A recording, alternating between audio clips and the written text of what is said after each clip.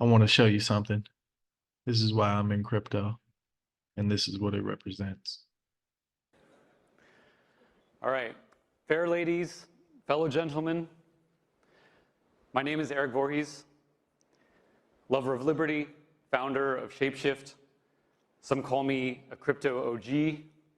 My girlfriend likes to call me the oldest man in crypto.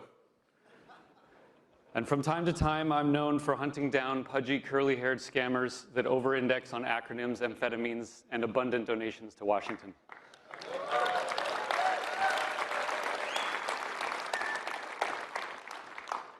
I was asked to give a little talk about why we're here, why we are in this industry, why we are in this place.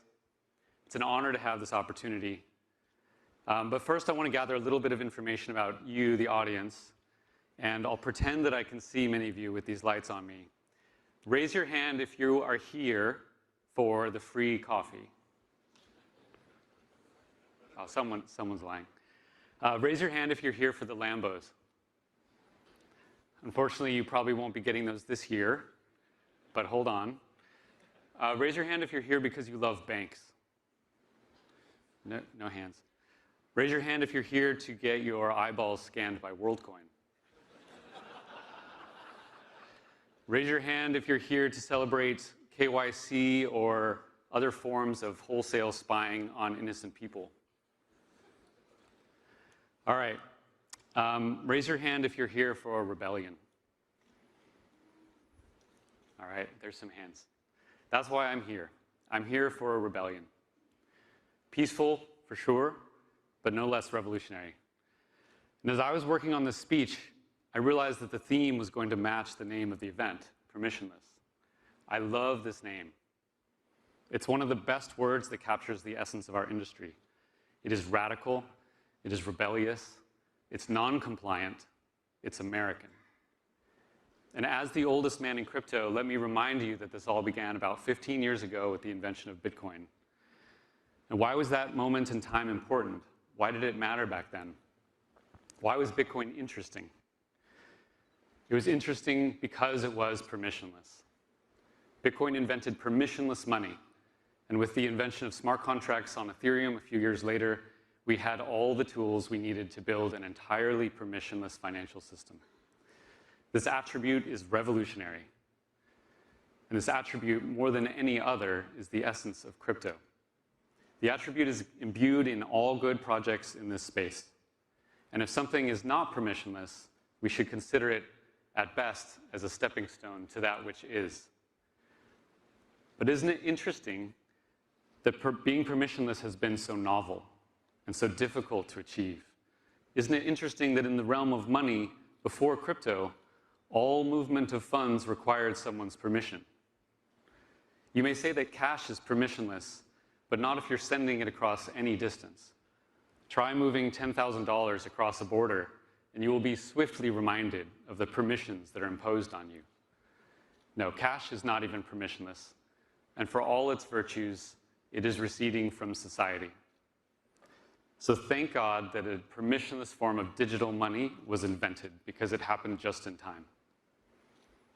But why does this all matter in the first place? Consider that essentially all action in the economic sphere requires money. And in a world where most people struggle to put food on the table, the economic sphere is literally the arbiter of life or death for billions. Most people don't have the luxury of working toward their passion. They work, they toil, they transact because they need to live. Thus, money is fundamental to our human existence. And because of this, we should care about its quality, we should care about its character, and we should care who controls it. The permission is often subtle, but it is ubiquitous. Every time you pay with your card, you're being granted permission. It appears as though the permission is simply whether you had enough money, but in reality, there is another, much more insidious layer of approval taking place. The bank, the financial institution, the government, numerous parties all along the line, strangers to you, people you will never meet, bless each of your transactions. And you don't notice because permission is usually granted. So long as you behave, citizen, the permission will be there. But if you require permission to spend and to trade, then you require permission to exist. So why do we accept this world in which you are free to transact only on the conditional approval of strangers? This, of course, is not freedom. It is subservience. It is serfdom. And that the chains bear lightly down in most cases should not lull us into forgetting that the chains exist. If they are tolerated, they will become heavier. Let's acknowledge that the laws restricting our affairs grow often and recede only rarely. Consider that the average man of 100 years ago, compared to the average man of today, who was more economically free? 120 years ago, there wasn't even an income tax. Things were so radical back then that you were actually permitted to keep what you earned. You could even cross borders without one of those adorable books of stamps we call a passport. It's amazing that society could even exist under that kind of anarchy. And yet, without any income tax or immigration restrictions, America experienced the greatest period of growth that the world had ever seen. That society in which labor and capital are unpermissioned is the society that tends to grow the fastest. But some men love to plunder. The permission to keep what you earned and to move freely across borders was gradually retracted, wrapped always in appeals to collectivist propaganda like the national interest. Today, across all the taxes that you bear, half of your money is stolen by the state. But the state is just a set of strangers. So half of your money is stolen by a set of strangers. What excuse do you tell yourself to cope with such embarrassment? The permission to build your own life is being withdrawn by those who plunder you and tell you it's for your own good. So what prevents this trend from continuing? What prevents the man of tomorrow from even greater servitude? What force resists an increasingly permissioned existence? We do. We do. You may not realize it, but what we are building is the economic defense of modern society against plunder and restriction by the state. We are saying no to the perpetual encroachment of permissioned existence.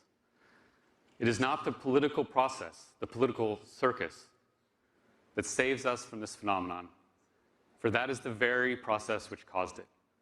No. As free men and free women, our salvation is our own responsibility. It is us. It is ourselves, our minds, our hands, and our decision to act, and we are doing so without permission. Permission is what the kindergarten child attains to go to the bathroom.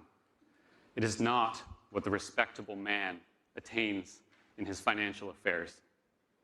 For if I may transact with you only by the good graces of those watching me from above, then I am something below. I am a subject. I'm not a man, but a child. But is a child even an appropriate metaphor? Children are generally loved by their parents. Do you feel similarly loved by the Central Intelligence Agency? Farm animals, perhaps, is the better metaphor. We've allowed ourselves to be treated like farm animals. We graze in the pen, we produce, we are harvested. But we can vote, however. Yes, we can choose who operates the shears. We can vote whether we want red or blue to rob us, and we argue endlessly over the preferable color. For us to surrender these many permissions, we must really respect our leaders. We must aspire to the greatness of these lords. They must certainly be of brilliant mind, of high character. They must inspire and guide us toward that which we could not achieve without them. Are these accurate descriptions of the leaders of the world? Are they men of impeccable wisdom? Are Donald Trump or Joe Biden such paragons of virtue, such incredible specimens of humanity that submission to them is in any way warranted? I look out at the political class, that legion of bureaucrats suckling at the teat of plundered wealth, with all their ornaments of authority, with all their hubris masked as confidence, with the inauthenticity of their smiles matched only by the absurdity of their ideas, and I find no reason to submit to the permissions under which they seek to restrain me. To such people, we owe nothing, but to humanity, we owe much. That's why we're here, and crypto is our rebellion.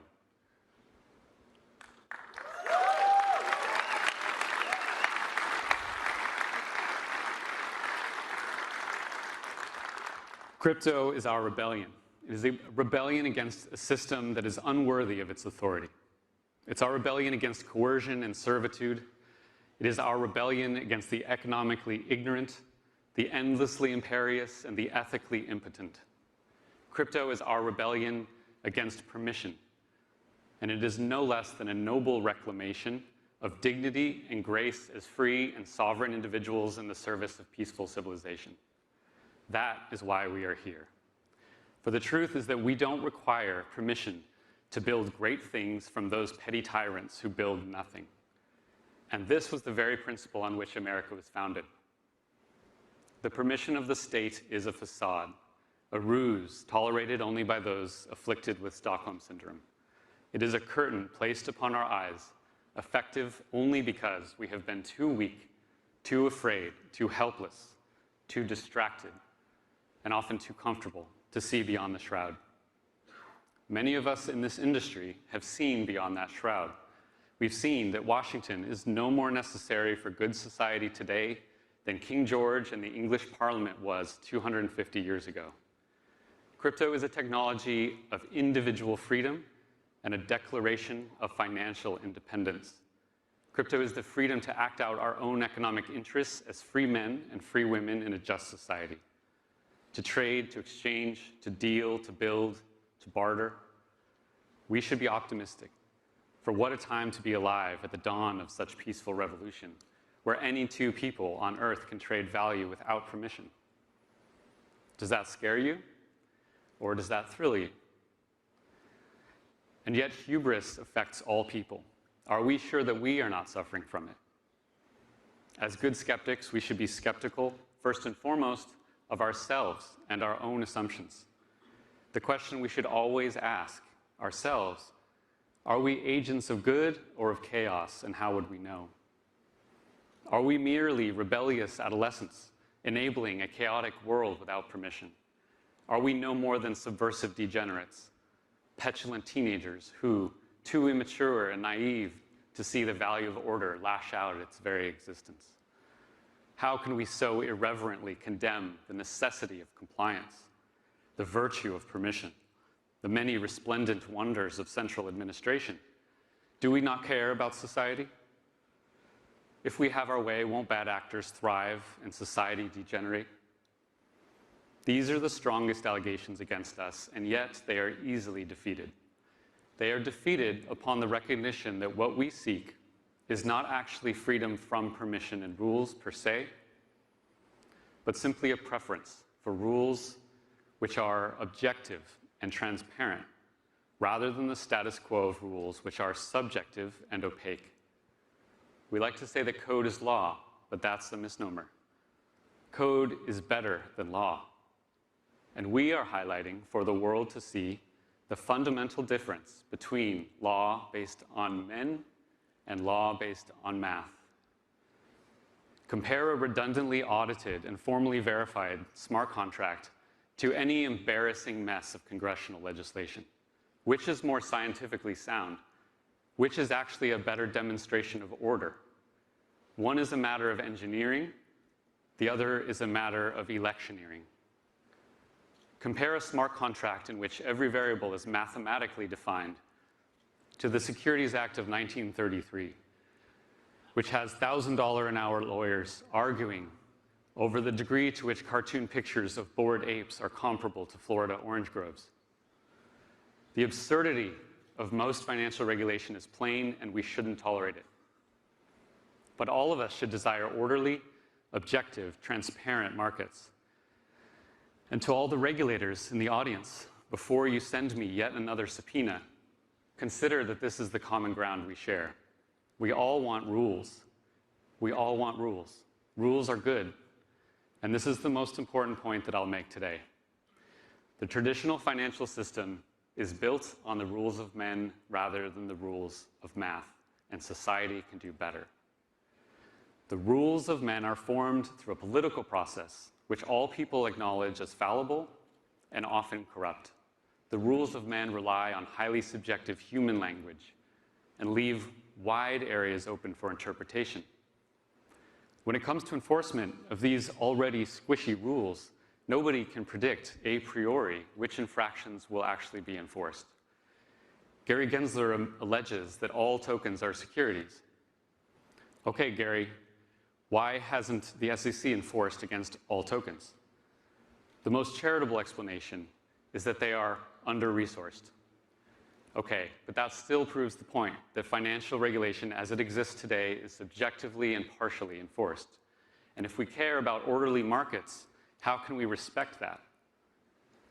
How can we respect that? Compare this to any smart contract, which enforces 100% of the time, and we can all know, a priori, how that enforcement will be executed. Uniswap's enforcement division is never under-resourced, and the rules by which it operates are objective and transparent. We don't have to suffer subjective rules in the realm of finance any longer. But instead of Uniswap winning the Nobel Prize for the development of orderly markets, they are persecuted by the very agency tasked with ensuring orderly markets. So you want to call us agents of chaos? You want to dismiss us as the destructive anarchists? We are the only ones building financial rules that are enforced 100% of the time. Code polices better than police. We desire strong rules in our markets, and any rule which can easily be broken is a weak rule. There is a law that I may not cross a border without declaring $10,000 in my pocket.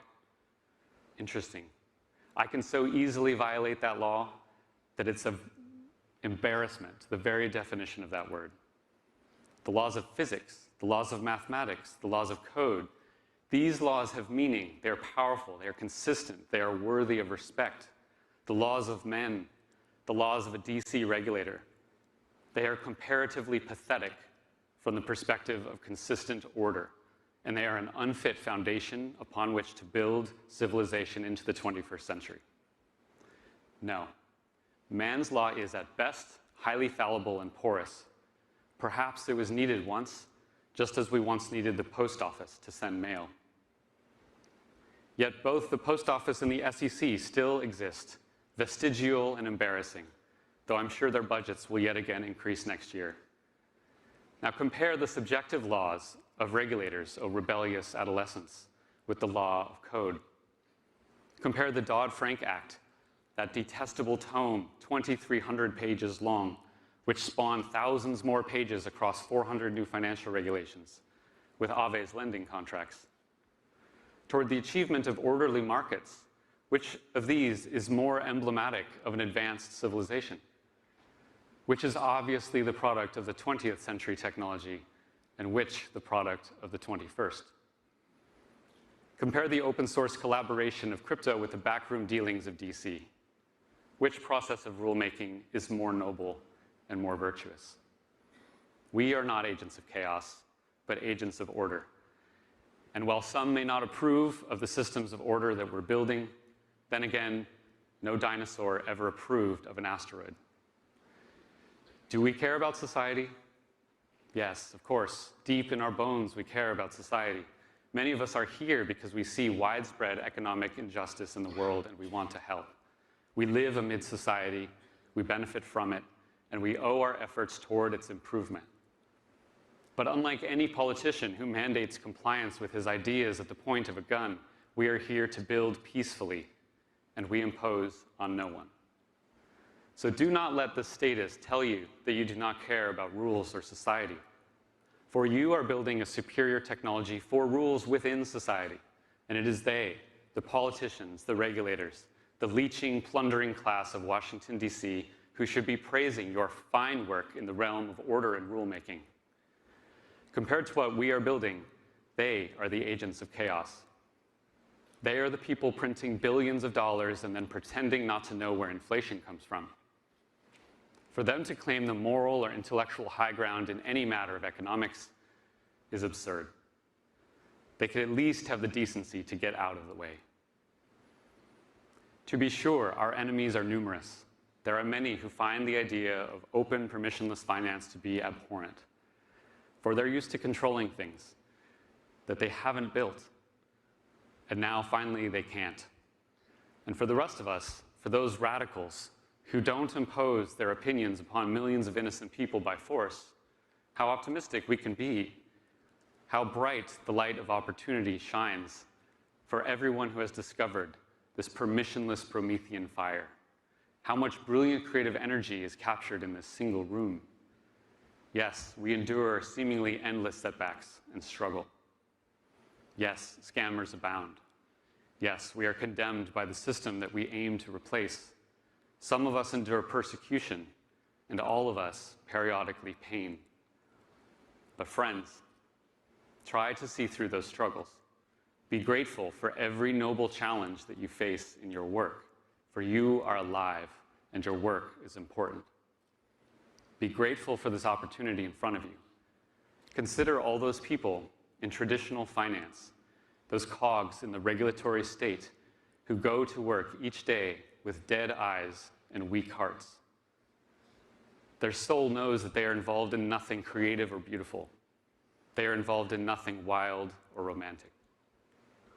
But many of you are, so embrace it and cherish it and build upon it. Wild and romantic. These words still define the heart of crypto. And in a world of bureaucratic, soul-crushing absurdity, where society seems to be eating itself, grinding to dust all those who dare stand as individuals against an arcane apparatus, this wild and romantic heart of crypto still beats block by block with unrelenting ambition. Stand tall and remember that you are neither slave nor serf. In America, the common man is the noble. So act like it. Be men and women of vitality, integrity, and of proud disposition. Be the pioneering industrialist and reflect the nobility of that role. Build with intention and see through every form of lowly interference, especially if it comes wearing flags and demanding tribute.